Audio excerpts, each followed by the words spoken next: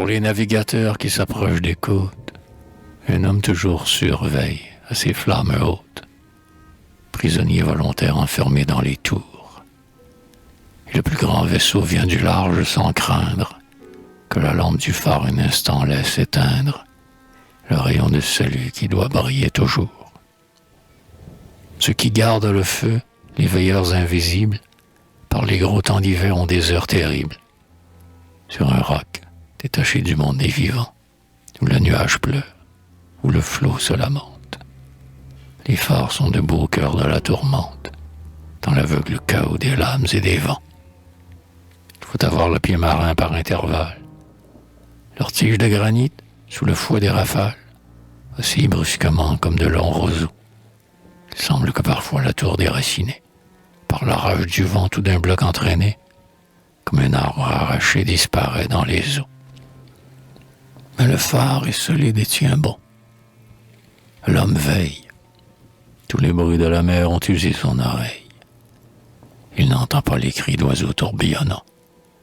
Hors d'haleine, accouru dans un vol de tempête, affolé de lumière à se briser la tête, au grand vitrage clair de ses feux rayonnants.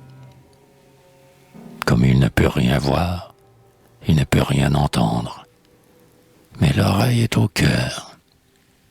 Il croit à s'y méprendre, reconnaître des voix dans le flot déferlant. Un adieu qui s'éloigne, un long sanglot qui passe. Il écoute. Quelqu'un heurte la porte basse, comme un ami perdu qui frappe en le hélant. L'étrange illusion du veilleur est si forte qu'il bondit pour descendre ses petites portes, dans le débordement des eaux, prêt à l'ouvrir. Il touche au verrou froid. Il s'apaise.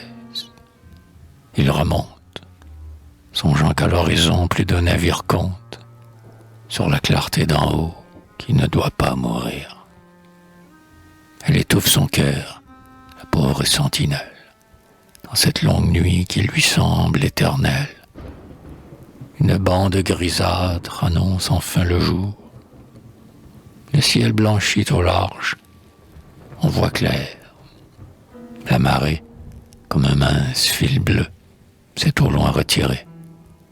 Et l'homme, respirant, s'échappe de sa tour.